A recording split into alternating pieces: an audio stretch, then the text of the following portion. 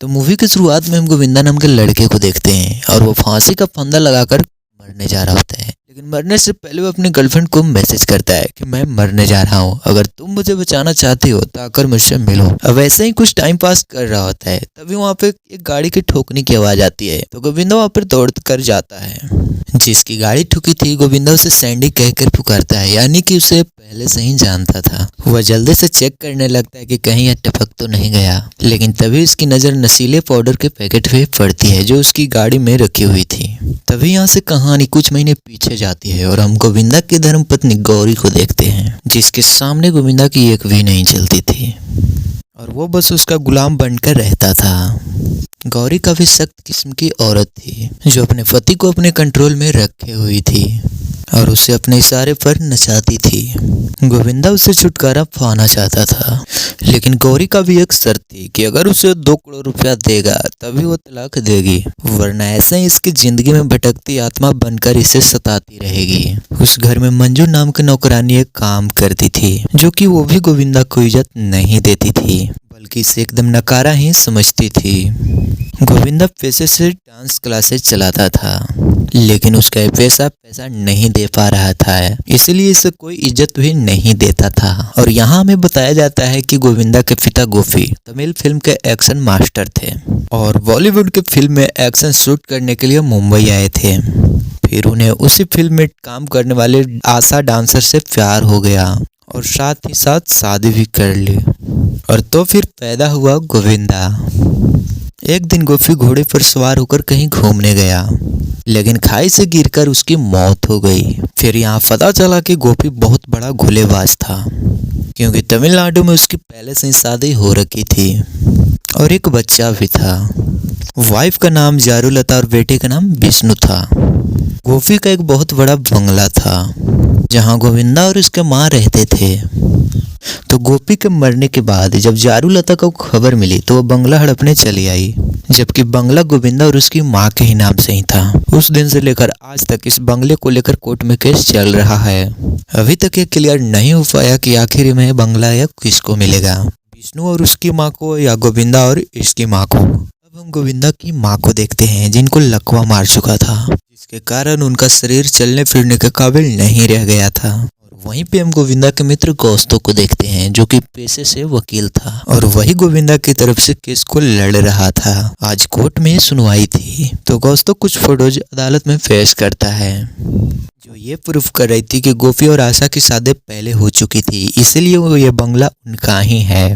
विष्णु का वकील कहता है कि ये फोटोज एक मूवी के क्लिप हैं जहां उन दोनों ने एक्टिंग की थी, इसलिए क्लियर नहीं हो पाती है कि आखिर में बंगला किसका है। ये प्रूफ नहीं होता है कि उनकी सच में शादी हुई थी। गोविंदा ने सोचा था कि आज तो केस खत्म ही हो जाएगा, लेकिन उनका वकील एकदम आगे निकला, जिसके कारण उनका फेक फोटो वाला प्लान फेल हो जाता है। गोविंदा की माँ उससे अलग एक चौल में रहती थी, तो उन्हें छोड़ने के लिए उनके साथ जाता है। तो फिर हमें पता चलता है कि इसकी माँ एकदम चकाचक है और उन्हें कोई बीमारी नहीं है। इतने सालों से बस एक्टिंग कर रही थी ताकि उनकी हालत देखकर सब सहानुभूति दे और दया दिखाकर ये केस जीत जाए। पर अफसोस कि उनका ये नाटक भी कुछ खास काम नहीं आ रहा है। अब हम गोविंदा की प्रेमिका सुक्कू को देखते हैं। जी हाँ, गोविंदा की शादी हो रखी थी, फिर भी उसकी एक प्रेमिका थी जिससे गौरी का कोई भी परेशानी नहीं थी, क्योंकि वो तो बस दहेज में खर्च हुए पैसा लेकर गोविंदा को तलाक देना चाहती थी। वो चाहती थी कि जल्द से जल्द गोविंदा गौरी को छोड़कर उसे शादी कर ले। गौरी बिना पैसे लिए उसका पीछा ही नहीं छोड़ रही थी।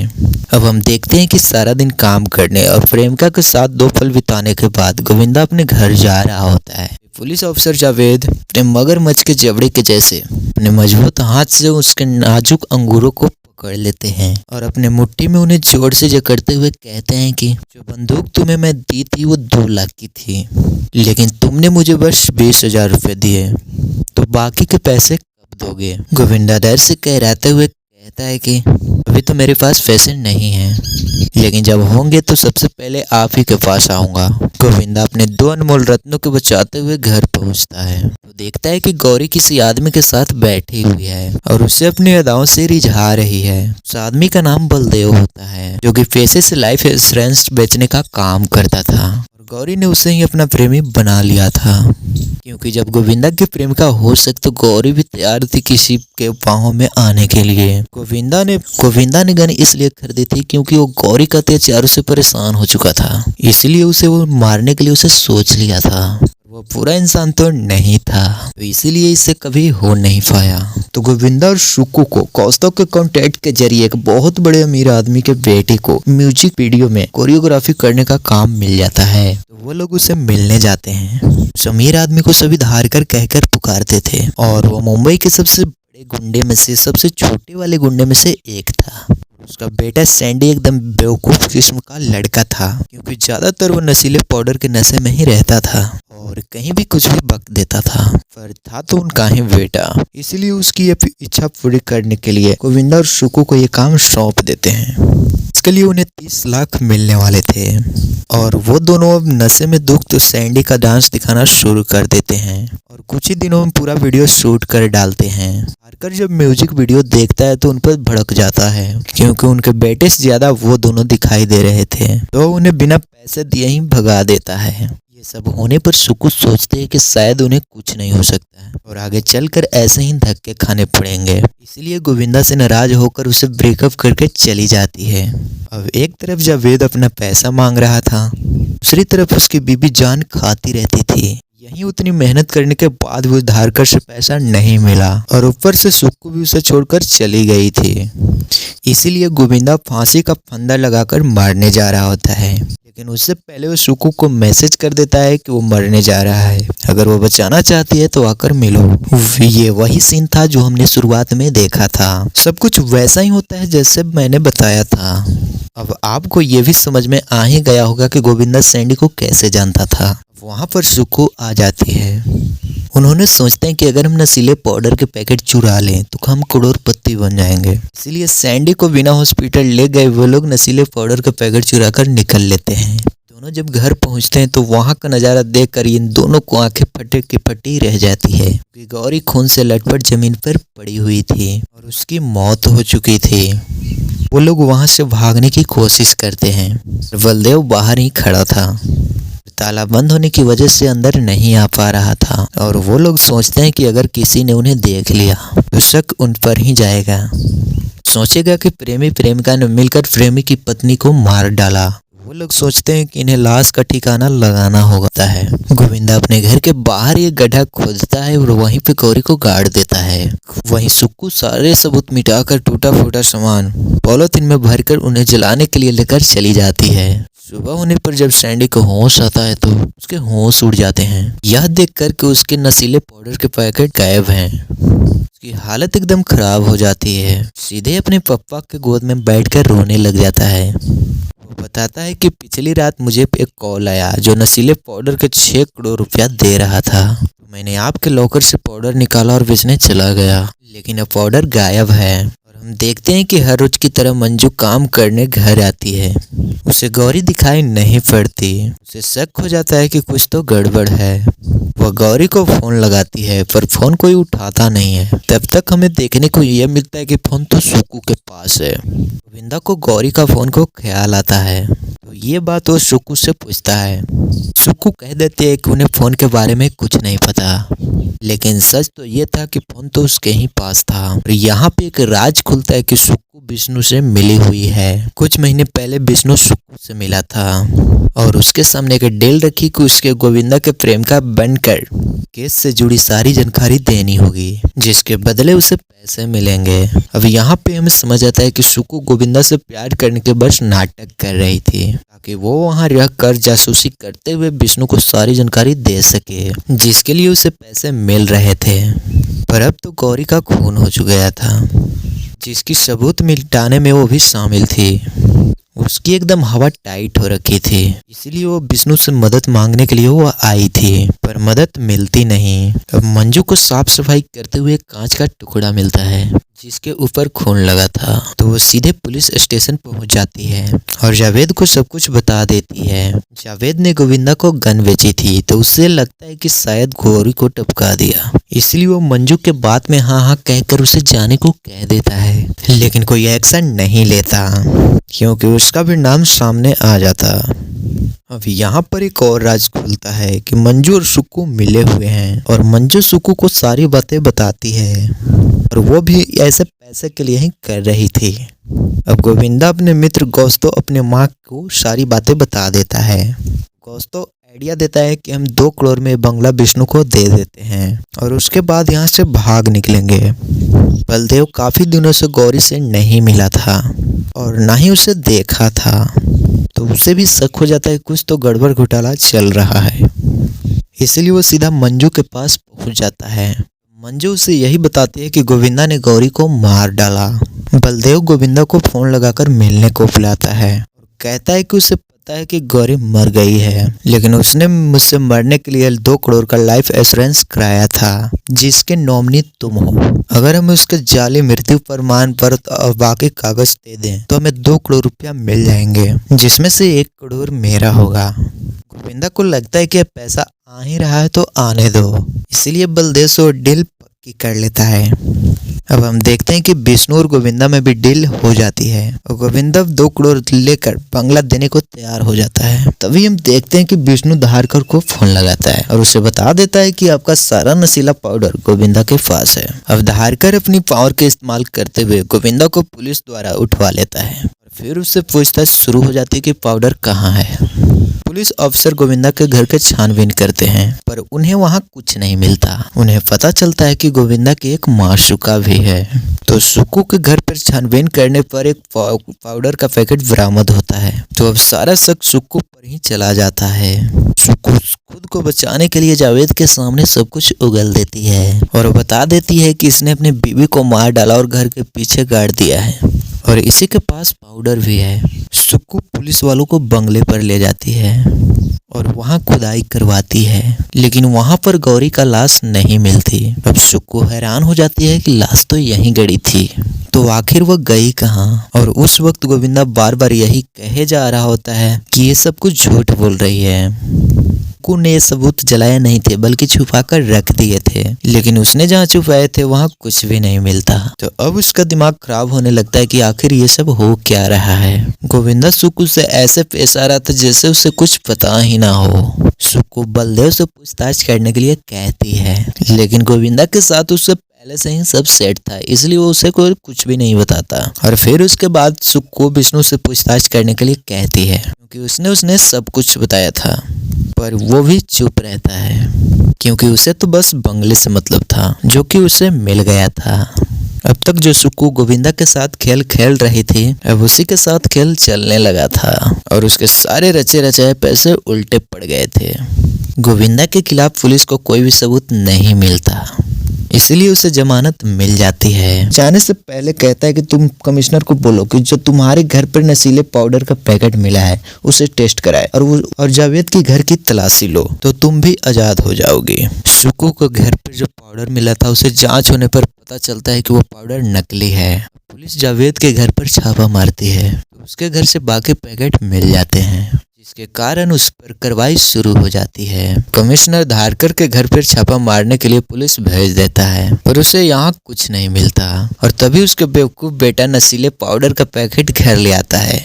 तभी दोनों लोग जेल के हवा खाने के लिए रवाना हो जाते हैं और तभी सुक्कू को जेल से बाहर निकाल दिया जाता है। गोविंदा से मिलने के लिए उसके घर जाती है और वहां से सभी लोग जा चुके थे। अब हम देखते हैं कि कुछ सरकारी लोग बंगले पर आते हैं और बंगले को सील करने के लिए स्टार्ट कर देते हैं। तभी वहां विष्णु आ जाता है।